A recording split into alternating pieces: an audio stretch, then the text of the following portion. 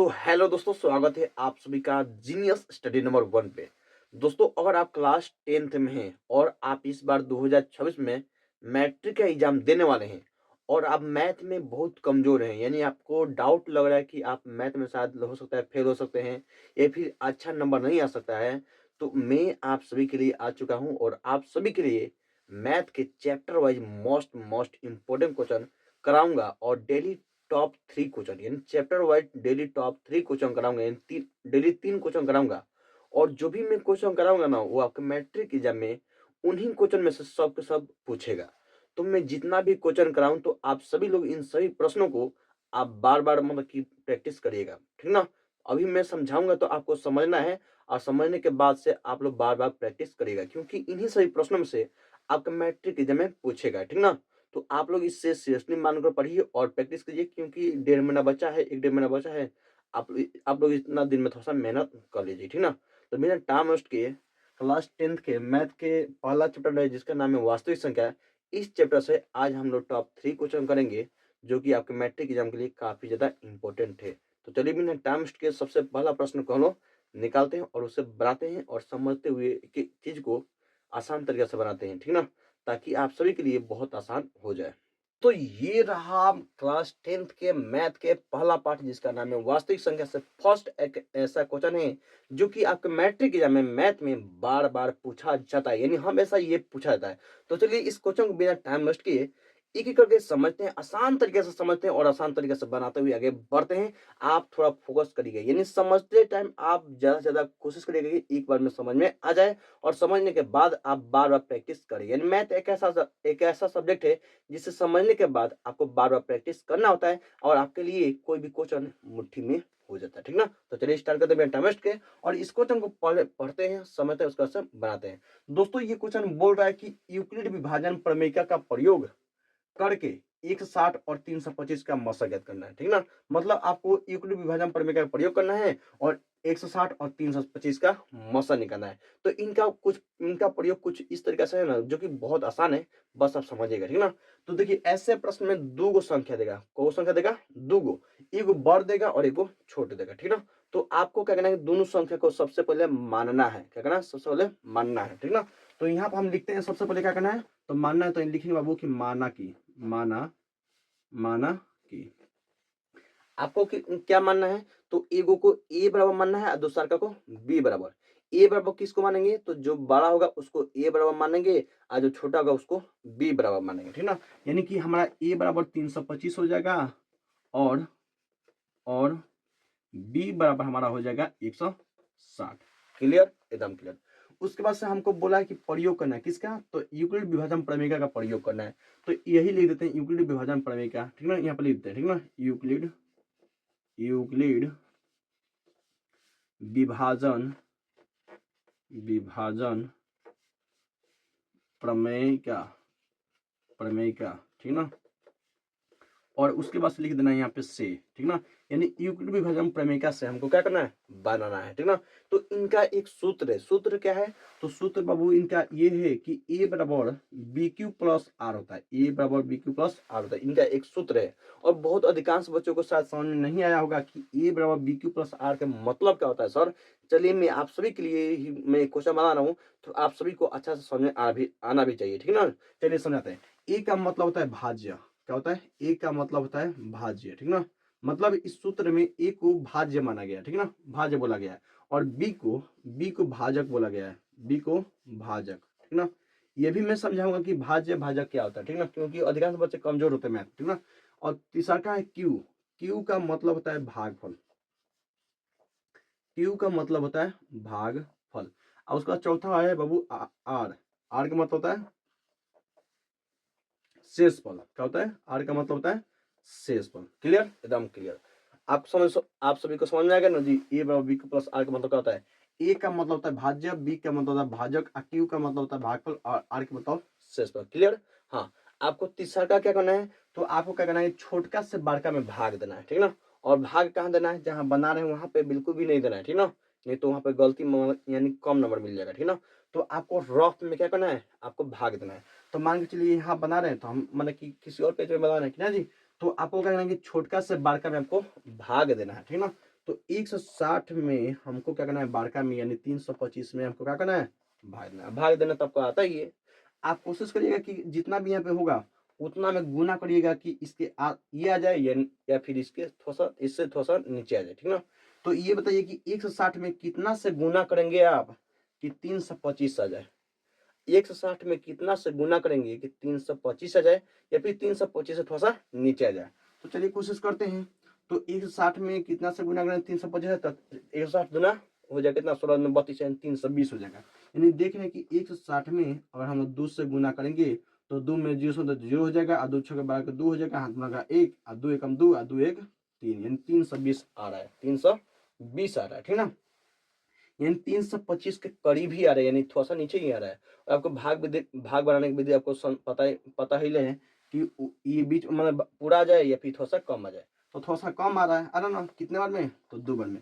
अब जितना भी बार में आता है उतना हम क्या करना है, घटाते हैं। क्या करते हैं बाबू, तो हम घटाते हैं, यानी 320 हम क्या करेंगे, घटाएंगे। 5 में जुड़ेगा तो 5 हो जाएगा, 2 में 2 कट जाएगा, 3 3 कट जाएगा। हाँ, आपको यहाँ पे एक चीज को ध्यान देना है। सबसे पहले समझाते हैं कि आखिर इनका मतलब क्या होता है। भाज्य जो कौन होता है, तो ये बीच वाला होता है, ठीक ना। भाजक कौन होता है, तो जिससे भाग दिया था, यानी ये वाला होता है। भागफल जो ये आंसर था वही होता है। शेषफल जो बच जाता है, ठीक ना, ये पता होना चाहिए, ठीक ना। चलिए, आपको एक चीज यहाँ पर ध्यान देना है, क्या देना है, तो आपको क्या करना है कि भाग को प्रक्रिया के तब तक जारी रखना है, तब तक शुरू कर रखना है जब तक पूरा का पूरा कट ना जाए। तो अब बोलेंगे सर यहाँ 5 बच गया, तो 5 मतलब बच गया, तो अब यहाँ पर हम लोग क्या करेंगे, तो आपको करना है फिर से इसे घेरना है। जैसे यहाँ पे आप 125 में 325 में भाग दिए हैं, भाज्य माने हैं, उसी तरीके से आपको क्या करना है कि बीच में यहाँ पर क्या रखना है, तो जो इसके ऊपर जो भाजक मान होगा उसको भाज्य बनाना है, ठीक ना। तो जो यहाँ भाजक है हम क्या है बाबू, तो 160 यहाँ पर रख लें, ठीक ना। अब आपको देखना है कि 5 से 160 कट जाएगा, तो बिल्कुल कटेगा। क्यों कटेगा, क्योंकि 5 से वही संख्या कट सकता है जिसके अंतिम अंक 0 हो या फिर 5 हो। तो देख रहे हैं कि 160 के अंत में क्या है, 0 है, यानी कि देख रहे हैं 5 से पूरा कट जाएगा। कितने बार में कटेगा, तो देखिए कैसे कटेगा, हम बता रहे कैसे। देखिए 5 के बार में 16 है, नहीं है, उससे पहले कितना है जी, 15 है। कितने बार में है जी, 3 बार में। अब एक बचा है, तो 0 का 1 लगेगा तो 10 हो जाएगा, 5 के बाद 10 कितने बार में, 2 बार में। यानी देख रहे हैं कि 5 के पारा में, यानी 5 में अगर 32 से हम गुना करेंगे तो 160 पूरा पूरा आ जाएगा। तो 0 में 0 कट गया, 6 6 कट गया, 1 1 कट गया, ठीक ना। यानी यहाँ पर पूरा का पूरा कट गया। और यहाँ पर पूरा पूरा नहीं कटा होता ना, तो फिर हम क्या करते हैं, फिर घेरते हैं, और जो यहाँ भाजक है उसको हम उतारते हैं, और फिर उसको करते हैं, ठीक ना। यानी तब तक करते हैं जब तक पूरा मतलब पूरा कट ना जाए। तो आप देख रहे हैं 2 स्टेप में ये पूरा का पूरा कट गया। तो चलिए सबसे पहले क्या करते हैं, कौ भाग लगा इसमें, तो 2 गो भाग लगा है, एगो ये वाला लगा है और एगो ये वाला लगा है, ठीक ना।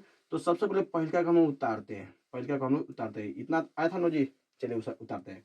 तो सबसे पहले ए बोला, ए किसको माने हैं, भाज्य। भाज्य कौन है बाबू, तो आपको पता है कि बीच वाला भाज्य है, यानी 325 बराबर। बी कौन है बाबू, तो बी का मतलब होता है भाजक। अब भाजक आपको बताया ना कि जिससे भाग लगाता है, यानी 160 हो गया। ये तो गुना में है क्यू, क्यू कौन है, क्यू का मतलब क्या होता है, भागफल, यानी जो यहाँ पे आता है वो भागफल, यानी 2 प्लस होता है प्लस। आर का मतलब क्या होता है, शेषफल। शेषफल यानी जो बचता है वही हमारा क्या हो जाएगा, शेषफल, यानी 5, ठीक ना। फिर दूसरा का फिर क्या करेंगे, तो यहाँ पर दूसरा का भाग यहाँ पर लगा है, तो ये पूरा हो गया दूसरा का भाग, हो गया ना जी। यानी कि जो इसमें शेषफल बचा था इसमें अब भाजक का मान हो गया है, और जो इसमें भाज्य हो गया हुआ था उसमें भाजक हो गया, यानी दूसरा का भाग ये पूरा हो गया, ठीक ना। इसे भी उतारते हैं, तो ए मतलब भाज्य, यानी कि जो भी यहाँ बीच बीच में जो भी होगा यहाँ पे उतारेंगे, ठीक ना। और जो भी यहाँ पे होगा और यहाँ पे होगा गुना में कर दीजिएगा, बात खत्म। ज्यादा दिमाग लगाने की जरूरत नहीं है। प्लस है तो प्लस है, जो बच जाएगा हमारा क्या, जो कुछ नहीं है तो क्या है, 0, ठीक ना। यानी क्लियरली हमारा आ गया। तो अब इसके बाद से यानी पूरा कट गया, तो हमारा आंसर आ गया। यहाँ पर लिखिएगा बाबू की अतः अतः किसके किसका, तो 160 और 325 का, 160 और 325 का, 325 का मौसम। अब मौसम कौन होगा आपको यहाँ पर देखना है। मौसम तो क्या होता है, HCF। कौन होगा बाबू, तो जब लास्ट में पूरा 0 आ जाए ना यहाँ पे, तो उसमें यानी लास्ट वाला में देखेंगे कि बी का मान कौन है। लास्ट वाला में देख रहे हैं कि ये नहीं है जी, लास्ट में बी का मान हमारा क्या है जी, 5 है। तो हमारा मौसम का हो जाएगा 5। क्लियर, एकदम ठीक ना। आपको अच्छा समझ आया जी, बिल्कुल आया होगा। चलिए नेक्स्ट क्वेश्चन में इन दूसरा क्वेश्चन बनाते हैं, जो कि वो भी बहुत आसान है, आपको थोड़ा सा समझने की जरूरत है, ठीक ना। मिलते हैं अगले में। दोस्तों ये रहा दूसरा क्वेश्चन, जो कि बहुत ही आसान है, बस आपको थोड़ा सा क्या करना है, देखना तो है, और कुछ नहीं करना, ठीक ना। चलिए क्वेश्चन को पढ़ते बिना टाइम वेस्ट किए। दोस्तों ये क्वेश्चन बोल रहा है कि यदि पहली संख्या तो हम छोड़िए दिए, ठीक है ना, यहाँ पर देना था हमको संख्या, क्या तो संख्या, ठीक ना। तो यहाँ पर समझिएगा कि इसको मतलब कहता है संख्या। तो इसमें बोला है कि यदि पहली संख्या 40, पहली संख्या 40, दूसरी संख्या 60 और इन संख्याओं का मसा का मतलब होता है महत्तम समवर्तक, और इंग्लिश में बात करें तो HCF, ठीक ना। यानी इन दोनों संख्याओं का जो मसा निकाला है यानी HCF निकाला है वो 20 आया है, ठीक ना। तो बोल रहा है कि तो इनका लसक क्या होगा, लसक मतलब कहता है लघुत्तम समवर्तक यानी LCM क्या होगा, ठीक ना। यानी कुल मिला के बात ये है कि यहाँ पर दो गो संख्या दिया है, यानी ऐसे प्रश्न में दो एगो संख्या के बारे में बात करेगा, एगो पहली संख्या एगो दूसरी संख्या के बारे में बात करेगा, ठीक ना, और लसा और मसा बात करेगा, ठीक ना। यानी सबसे पहले समझते हैं कि इस क्वेश्चन को एकदम डीपली समझते हैं। ऐसे क्वेश्चन में चार चीज का बात करेगा। पहली बात लसा सॉरी सबसे पहले क्या करेगा, पहली संख्या दूसरी संख्या यानी दो गो संख्या की बात करेगा, ठीक ना, पहली संख्या दूसरी संख्या। और उसके बाद से तीसरा कहेगा बाबू कि लसा और मसा, लसा और मसा बात करेगा, ठीक ना। तो जिस प्रश्न में लसा इन पहली संख्या दूसरी संख्या लसा मसा की बात करें, आप उस क्वेश्चन को मात्र कुछ सेकंड में आप बना सकते हैं, ठीक ना। कैसे, चलिए समझते हैं। यानी कि यहाँ पे पहली संख्या 40 और दूसरी संख्या 60 और इन संख्याओं का मसा 20 दिया है, तो लसा ज्ञात करना है। तो आप सिंपल तरीके से इसे बना सकते हैं। जो भी दिया है आपको क्या करना है, यहाँ पे उतार देना। तो लिखना है बाबू कि दिया है, दिया है, ठीक है, दिया दिया है। क्या दिया है बाबू, तो सबसे पहले लिखा है यहाँ पे पहली संख्या, पहली यहाँ पर हम क्या जीरो दे रहे हैं, पहली संख्या कितना है बाबू, तो 40 है, ठीक ना। उसके बाद से दूसरी संख्या यहाँ पर लिख देना है बाबू, दूसरी संख्या थोड़ा सा जाकर लिखेंगे, ठीक ना, ताकि एग्जामिनर जो कॉपी चेक करे ना तो उनको भी थोड़ा अच्छा लगे, ठीक ना। तो दूसरी संख्या क्या है बाबू, तो दूसरी संख्या हमारा है 60 और इन दोनों संख्याओं का जो संख्या का जो मसा आया है, इन मसा जो आया है क्या है वो, तो 20। तब बोल क्या रहा, क्या कर रहा है, यानी क्या बोल रहा है, क्या निकालना है। तो बोल रहा है तो इनका लसा क्या होगा, यानी बात कर रहा है कि लसा इसका हमको क्या करना है, निकालना है, यानी क्या होगा, ठीक ना। तो आपको सिंपल तरीका से एक ही सूत्र लगाना है, सूत्र का लगाना है कि दोनों संख्या में गुना कर देना है, अब बराबर में फिर लसा मसा में गुना कर देना, बात खत्म, देखिए, ठीक ना। यहाँ पर लिख सकते हैं कि सूत्र से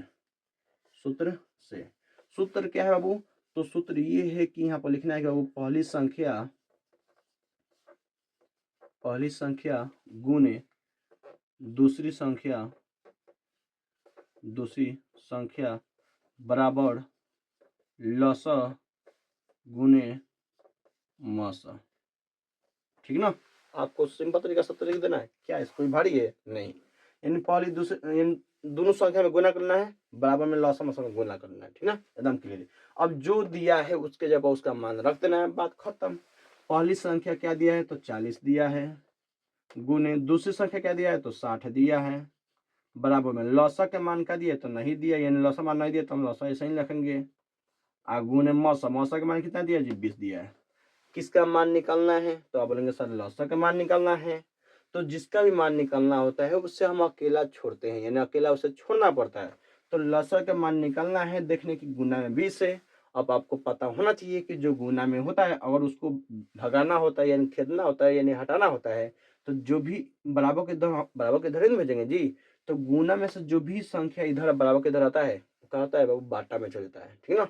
चलिए, यानी कि इसका मतलब कि जो 20 है ना, जो गुना 20 है, आपको अब इसको बराबर की इधर खेद रहे हैं क्योंकि हमको लसा का मान निकालना है।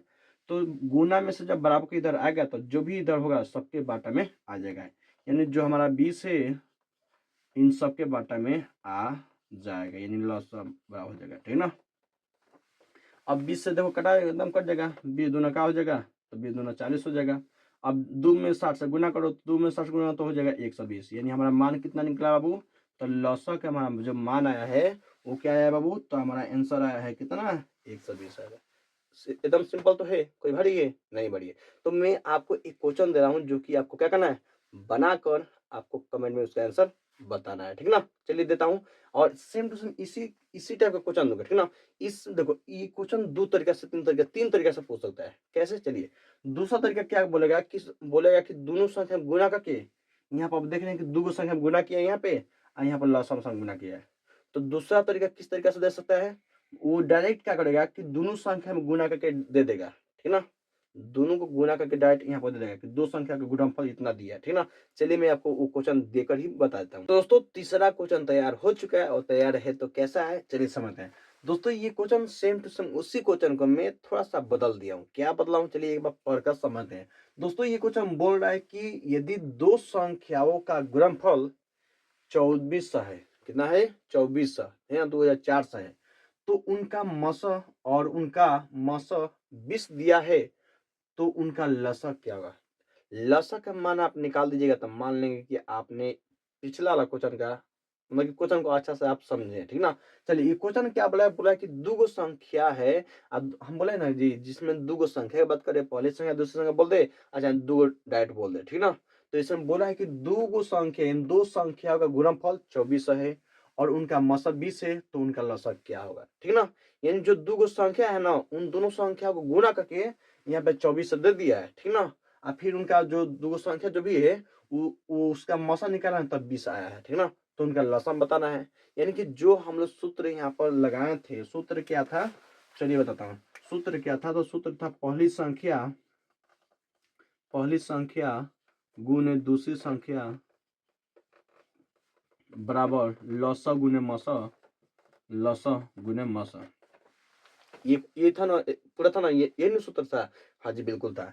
तो आप बोलेंगे सर इसमें पहली संख्या दूसरी संख्या दिया ही नहीं। हम बिल्कुल नहीं दिया भाई, हम बिल्कुल स्वीकार करते हैं। लेकिन आपको इस बात को इसमें ध्यान देना चाहिए कि हाँ पहली संख्या दूसरी संख्या का गुणा किया है। गुणा किया ना जी, बिल्कुल किया है। तो इसका मतलब है कि जो भी दो संख्या इसमें है ना, उनको गुणा करके डायरेक्ट दे दिया है। उनको गुणा करके डायरेक्ट दे दिया है। कैसे, देखिए। तो दो संख्या है, गुणा करके यहाँ पे क्या किया है, डायरेक्ट दे दिया है। और लौसा का मान नहीं दिया है, मौसा का मान दे दिया है, तो निकालना है, ठीक ना। तो देखते हैं कौन मेरा दोस्त इसका आंसर कमेंट में बताता है, ठीक ना। हाँ, आप अगर चैनल पर नए हैं तो चैनल को सब्सक्राइब जरूर करिएगा, क्योंकि यहाँ पे मैं डेली आप सभी को सुबह में 6:30 बजे मिलेगा हमेशा एक वीडियो, जिसमें हमेशा चैप्टर वाइज 3 क्वेश्चन रहेगा, जो कि बहुत ही इंपॉर्टेंट रहेगा। और इन्हीं क्वेश्चन में से आपका मैट्रिक एग्जाम में आएगा है तो आएगा, ठीक ना। तो आप लोग मैथ में क्या करिएगा, कोई भी प्रश्न, कोई भी क्वेश्चन आप पढ़ते हैं तो आप लोग समझिएगा अच्छा से, और समझने के बाद आप लोग बार बार प्रैक्टिस करिएगा मैथ में खास करके, ठीक है ना। क्योंकि मैथ में प्रैक्टिस से ही आपको मतलब कॉन्फिडेंस आता है। आपको कोई भी क्वेश्चन समझ में आ जाएगा वो ठीक है, लेकिन अगर आप उससे प्रैक्टिस नहीं करिएगा ना, तो आपके लिए बनाते टाइम बहुत ही भारी, बहुत ही कठिन लगने लगेगा, ठीक ना। चलिए दोस्तों, अब मिलते हैं नेक्स्ट वीडियो में। तब तक के लिए आप जितना भी क्वेश्चन पढ़े हैं पहले से, जहाँ से भी पढ़े, चाहे जहाँ से पढ़े हैं, ठीक ना, चाहे अभी यहाँ पढ़े हैं, जो भी पढ़ रहे हैं उससे आप बार प्रैक्टिस करिएगा, क्योंकि आप सभी के लिए, आप सभी का मतलब कि जो अंदर होता है ना टैलेंट, वो 1 डेढ़ महीना में निकलने वाला है, ठीक ना। और अगर आप सही नंबर लाइएगा तो आपको मतलब कि बहुत आपका तारीफ किया जाएगा, आपको माँ बाप को तारीफ किया जाएगा, घर परिवार की तारीफ होगा, ठीक है ना। तो आप लोग इस 1 महीना 1.5 महीना में आप लोग एकदम अपने आप को रगड़ दीजिए, और इसके बाद से जब रिजल्ट आएगा ना, तो आपको भी लगेगा कि वाह, हम है, ठीक ना। तो आप लोग इस 1 से 1.5 महीना में एकदम रगड़ दीजिए, पढ़ाई के सिवा कुछ भी मत देखिएगा, ठीक ना। और आप पढ़ाई के अलावा कुछ और मतलब कि किसी और चीज़ पर ध्यान है ना, तो समझिए कि खत्म है आप, ठीक ना, खत्म है। तो आप लोग खत्म करने का मतलब ये है कि पूरा खत्म नहीं, मतलब कि पढ़ाई से आप हट जाएँगे, ठीक ना। तो आप लोग कोशिश करिएगा कि 1 से 1.5 महीने में आप पूरा पढ़ाई में झोंक दो, और रिजल्ट बढ़िया लाओ, नाम रोशन करो, ठीक ना। अपने किरदार को सही तरीके से निभाओ। यहीं पे हीरो बनने का क्या है, मौका है, अवसर है, ठीक ना। मिलते हैं अगले वीडियो में। मैं उम्मीद करूँगा कि आप सभी लोग बहुत अच्छे से पढ़ाई करते होंगे, और भी अच्छा से पढ़ाई कर रहे होंगे, ठीक ना। मिलते हैं अगले वीडियो में, तब तक के लिए जय हिंद, वंदे मातरम।